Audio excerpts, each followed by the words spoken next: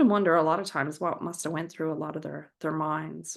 I did talk to another lady, and it always sticks out with me as well, that a loved one of hers was in the towers and she couldn't get in touch with them, and she had been days trying to reach them. And after that interview, I went out into my car and I sat down and I cried and I cried. Just because, you try to keep all that emotion inside when you're interviewing people because you try not to have those biases. But it was very emotional, and everything that was happening was very emotional because these people didn't know where their loved ones were, and being that young. And it also gave me a sense of needing to know more about the world, in terms of how we fit into it and how we play our part. Because no matter how big or how small of a part you play, there were people there that week who went above and beyond, who didn't sleep until passengers left. It didn't mean that I didn't do things, Sometimes just talking to people and listening to what they have to say is enough. There are so many little things that we can do to help people and to move people along and make them feel their worth. And I think at the end of the day, that's a huge lesson to learn, that you can do a small little gesture that would really, set someone off on a good note.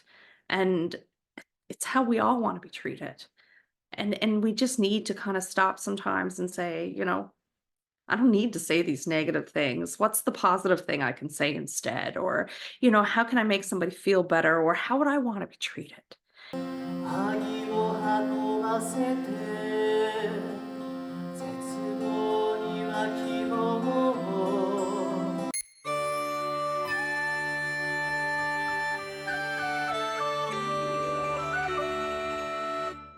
We started at my company. It's referenced in the show, where it's called Pay It Forward 9/11, where by doing 3 good deeds, 3 random acts of kindness for strangers, and when they do, to tell the story of what happened in Gander and ask the recipient to also do good deeds and create a ripple effect. And so we started that at my company, and I would hand out $100 bills to our staff. And then we would come back and assemble everybody for a meeting in the afternoon, and people would talk about what they did with their money and these remarkable stories of how simple things, where these interactions with people, there's such surprise and joy that comes from these small interactions, that people would come back and they would be moved to tears. And it really ultimately every year was our favorite activity of our staff, and it changed them in ways where they began just to become volunteers in the community more frequently. And then more people, more companies wanted to get involved, even though they weren't there or had anything to do with Gander.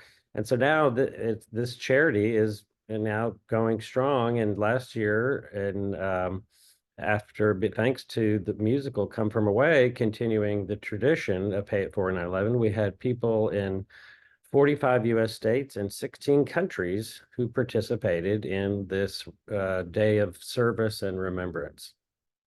さあ、これで僕について知っておかなきゃならないことは全部です。OK。